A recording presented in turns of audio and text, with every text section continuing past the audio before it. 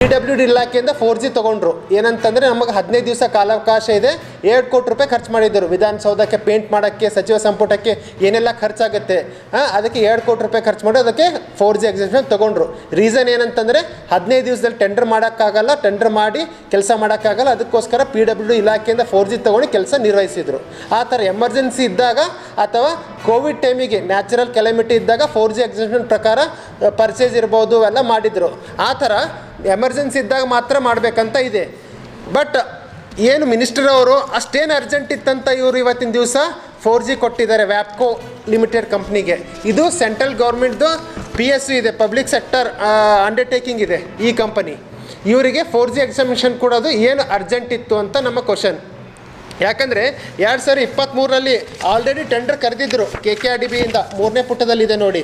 ಏನಂದರೆ third party tender is called on this year 2023 for colleges but tender cancel without reason. ಏನು reason ಇಲ್ಲದೆ tender cancel ಮಾಡಿದ್ರು tender ಕರೆದ ಮೇಲೆ. ಅದು ಆದಮೇಲೆ ಇಲ್ಲಿವರೆಗೂ 2 ವರ್ಷ ಆದ್ರೂ ಅವರು ಟೆಂಡರ್ ಕರೆದಿಲ್ಲ.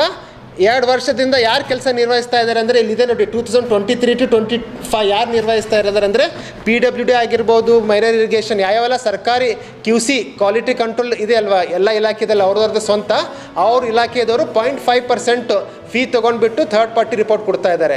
ಇದಕ್ಕಿಂತ ಮುಂಚೆ KKRDB ಸೆಕ್ರೆಟರಿ ಯಾರಿದ್ದರು, ಈಗ ಮೊನ್ನೆ ಚಾರ್ಜ್ ತೊಗೊಂಡಿದ್ದಾರಲ್ವ ನಳಿನ್ ಸರು, ಅದಕ್ಕಿಂತ ಮುಂಚೆ ಅವರು ಏನು 0.5 ಕೊಟ್ಟು ಎಲ್ಲ ಸರ್ಕಾರಿ ಡಿಪಾರ್ಟ್ಮೆಂಟ್ಗೆ ಕೊಟ್ಟಿದ್ದರು. ಅವ್ರದ್ದು ವಿಚಾರ ಏನಂತಂದರೆ ಸರ್ಕಾರದವ್ರು ಆದ್ರೆ ಕರೆಕ್ಟ್ ಮಾಡ್ತಾರೆ, ಅಕೌಂಟೇಬಲ್ ಇರ್ತದೆ. ಅವ್ರು ಏನಾದರೂ ತಪ್ಪು ಮಾಡಿ ಥರ್ಡ್ ಪಾರ್ಟಿ ಕೊಟ್ಟರೆ ಅವ್ರ ಜಾಬ್ ಹೋಗ್ತದೆ ಮತ್ತು ಆ ಅಂಜಿಕೆಯಿಂದ ಒಂದು ಲೆವೆಲ್ವರೆಗೂ ಕರೆಕ್ಟ್ ಆಗುತ್ತೆ ಅಂತ ಅವ್ರು ಹೇಳಿದರು.